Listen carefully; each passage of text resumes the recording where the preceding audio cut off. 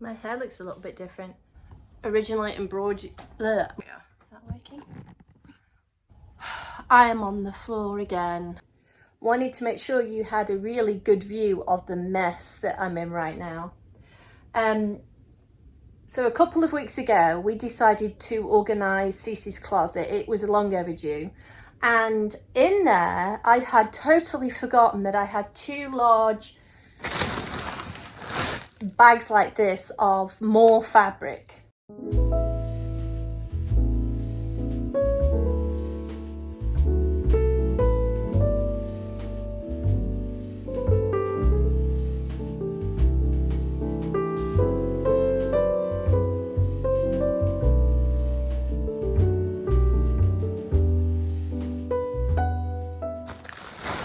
So it came at a really good time because I'm doing some pieces for a craft fair, and what I'm trying to do is work more with patterned fabric, so doing embroidery onto patterned fabric, whether this is like lettering or particular designs.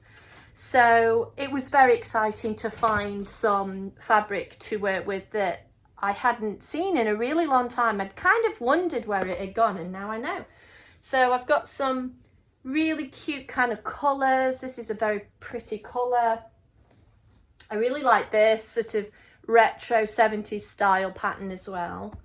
And also a really good friend of mine who is the owner of Silver River Chair Caning, as it was in the River Arts District.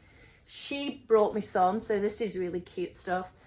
And so I'm going to look into making some design some original embroidery pieces for the craft fair for fun. I've already got a bunch of stuff to sell. I've got some really nice taro bags that I'm happy with.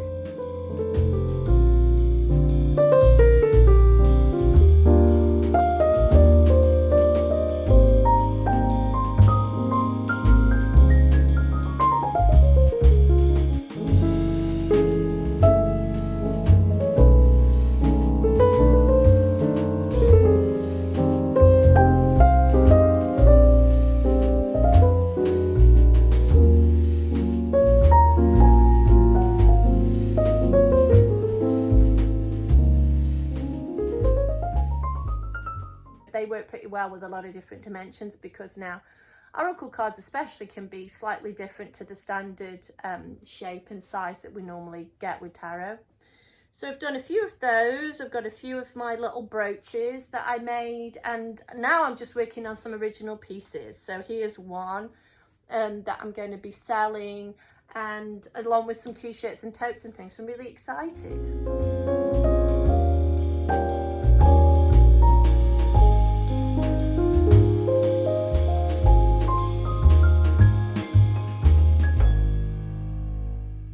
So when you want to transfer things onto a patterned fabric to embroider, it can be a little bit challenging to do that in the way that we normally do with a fabric friendly pen and a light source, which is kind of the traditional way of doing it. This is because sometimes the fabric is really thick, so it's hard to see the design. It could be because the fabric is very dark, and it can be a bit of a challenge finding a good implement to get that brighter line onto your fabric.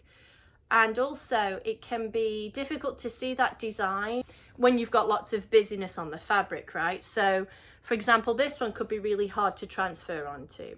So if you have that issue, you're going to do what I would do, which is use stick and stitch.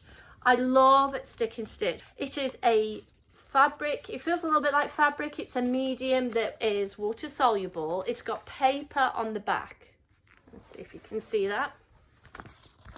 And it goes through your printer, and so you can get designs and you can print them onto the stick and stitch, and then peel off this part and put it onto your fabric to embroider, and it works really, really well. And I have been using it for years. I often use it even with things where I probably could use a pen and I'm just too lazy. I just kind of take a picture of the transfer pattern and then print it out. Just use Canva to put it onto your page. You can see on Canva how big it's going to be, so you can decide on the size to make sure it fits into the hoop that you've got. And yeah, and off you go. And it works really well. I highly recommend it. The other thing is it's pretty cost effective. You can get a pack of them for about, I think, less than $15, and a pack is usually about 12 sheets, which is sort of a random number. But also, given the fact that they are these US letter size sheets, you can put multiple designs onto one sheet. The other thing you can do actually as well is you've got these little scraps.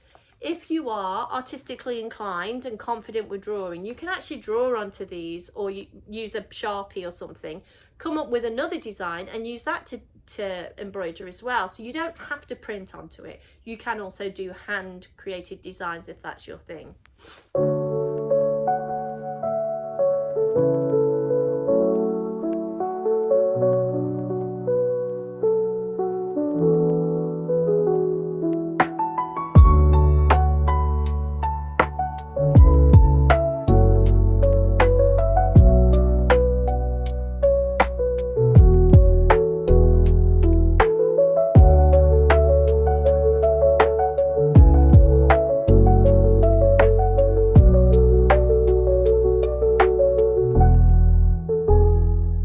I'm drinking coffee with oat nog in it because my husband tries to avoid dairy, and it tastes really good actually. It tastes like proper eggnog. We're in December now. We're trying to get into the holiday spirit. It's been a different experience this year because, of course, we had the hurricane a couple of months ago, or in September. So, and I can't believe it was at the end of September. It feels like just yesterday.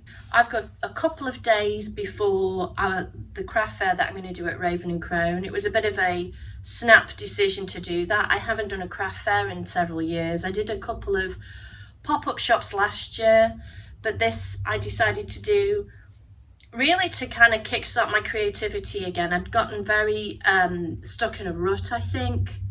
And also with the hurricane and stuff, I felt very demotivated to be creative.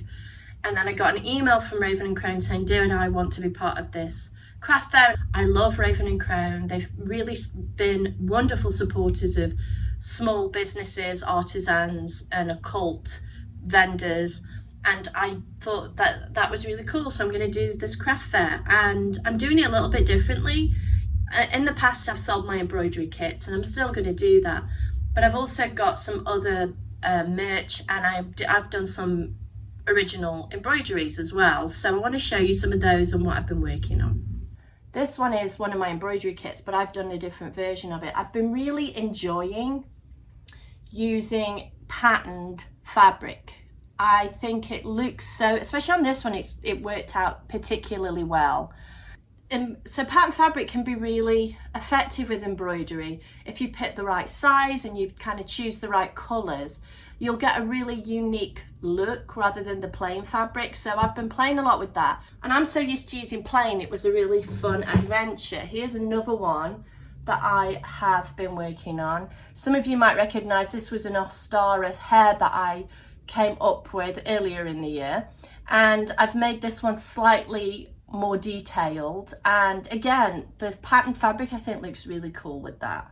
This is an embroidery piece that's sort of more abstract. I think I might try and do a couple of these before the craft fair, but this one was a piece that I had just laying around, and for some reason it was sitting next to this fabric, and I went, oh, this looks kind of cool, so I put it together.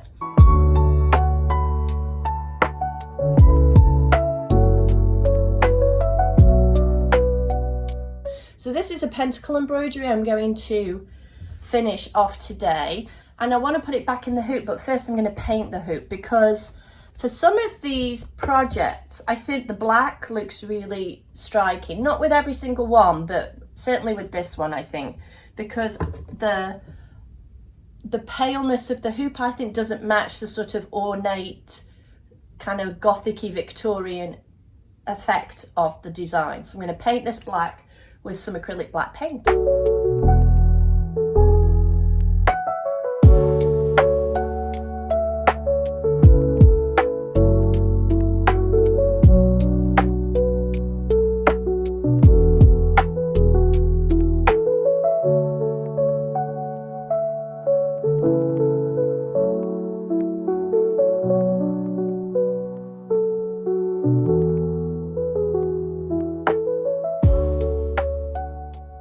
And then the next thing is to finish it off by trimming off this excess fabric.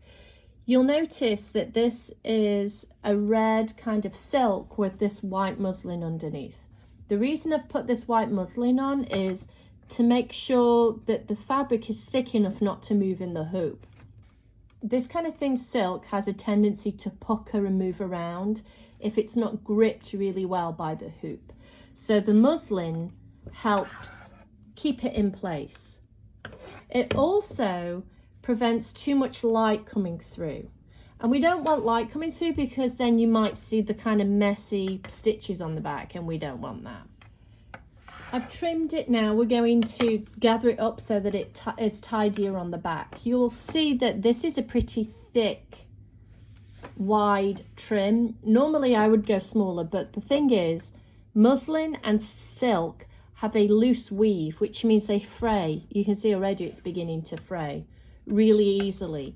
And so you don't want too thin and excess because it will start to fray and then it will kind of come apart.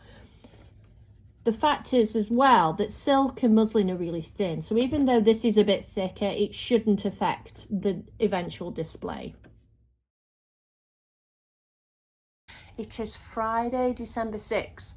My craft fair is December 7th, so tomorrow. And I'm going to spend today getting everything together. Fortunately, there's not much that I need to kind of hunt down. Everything's pretty compact. My stuff is very small, so I won't need to carry lots and lots of bins with me, though I have got some bigger pieces. But I'm going to take all of my original embroidery pieces that I've made. There's 12 or 13 of those. I think they're looking pretty good. This one I think came out great. I'm trying to get through some of that physical stock that takes up a lot of space. So hopefully people will buy them so that I can kind of just get rid of them for good. And yeah, we will start putting kind of things together and figuring out the space.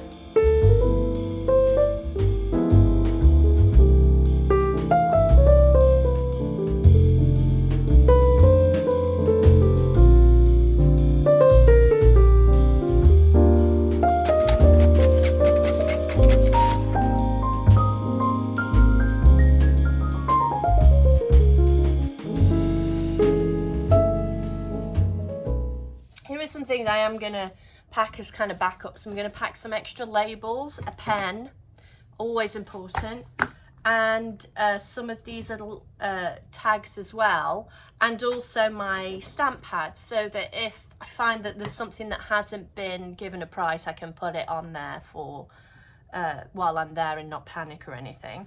And they take up very little space, which is good. Obviously the business cards need to go as well. I probably need to print a few more of those. And then let's see, oh, very important. The other thing I need to make sure of is that I have easy ways for people to pay. I cannot get over how many different pay apps there are now. I'm going to say I find it a little bit annoying. I think some people are pretty good. They just sort of go, I do Venmo and that's it. But I've been at craft fairs where people didn't buy something because the app that I had, they didn't have. We have obviously all of the little pay QR codes there. I'm going to double check that they still work because I haven't used them in a year. And then I also have a little swipe card thing, and the app on my phone that I have has the tap on it. So I should have every kind of way to pay. And I might even do a bit of cash, but in the past I found that there wasn't that much call for cash. But that's a really important thing about craft fairs, is making it as easy for people to pay as possible, because if it's not easy, people just walk away. Right, I'm on my balcony so that I can stage things. The spare room has become an absolute war zone. It looks terrible in there. It's super messy right now. I do want to just kind of make sure I've got everything. I think I do. And one of the things I really like to do when I do a craft fair is have a nice kind of set or a display to create a bit of interest on the table. I've got this. I was given this as a gift years ago, and I've got to say, I absolutely love this basket. I don't think I'll ever part with it. If I ever lose it, I'm definitely going to try and find another one. Here's why. I mean, it's a cute basket, obviously. But I love this part of it. It has a little table. So I use this a lot for ritual work, like when I'm doing rituals outside or somewhere away from my home, or even sometimes in my home. I use this as a little altar and I keep all my ritual stuff in there. Today I am repurposing it to be for my display. I think I can put some really cute stuff on there. And then if I can find a way, the only thing is this doesn't really prop up very well, but if I can find a way of propping it up, I'm going to use this as well. And I'm going to be able to put things on there. I don't have a lot of stuff that stands up. A lot of it is flat. So I'll have to kind of mess around with that. But I think it will look really beautiful with this tablecloth. So that's going to be part of the display. And then the final kind of part of the display is going to be these, because it's Yuletide, holiday season. I really love that I do fiber arts because I've been to craft fairs with people who have bigger pieces, and the amount of stuff they have to carry in and set up and take down. And I don't have a lot of that, so that's nice. I think I am going to take my display board with me. Obviously, I'll need some pins to put the stuff on. I years ago had a telescopic easel, and that was what I used to put this on with all of my display items. And I can't do that because I don't know where I put it. And it was really cool. It folded up small and everything. This is what I'm going to use instead. So it is a box, basically. It's a framed box. And I had it made from a friend of mine who does lots of carpentry. And I just wanted a basic box. I had several made. And I used them for all sorts of different things. I've put them in the garden to make little display areas, but this one I brought in from the garden to use as a kind of ritual and altar display for some of my fiber art classes. And I have found it so useful. I love it for that. The grain on it is just gorgeous. But for tomorrow, I think what I'm going to do is use it to prop up the display. Another thing that I find helpful when I have a craft fair is a little area to put things in that nobody can see. So obviously the out-facing part of the craft fair is really important. You want it to look nice. But then there's always, for me, there's always a little bit of an area that has pens and maybe some paper and some bits and pieces that I might need, extra wrapping paper or whatever. And I don't want people to see that. So I always have something that I can put that in just so that I've got it easy and to hand. And this is what that's going to be. So what will happen is it will face out like that so that I have got the inside bit to put all of my little bits and bobs. And then I'll probably just put this on top and it seems to sit perfectly. I'm going to have to be careful that I don't knock it too much or whatever. I can definitely get a couple of rocks and put them in front, and that can be part of the display as well.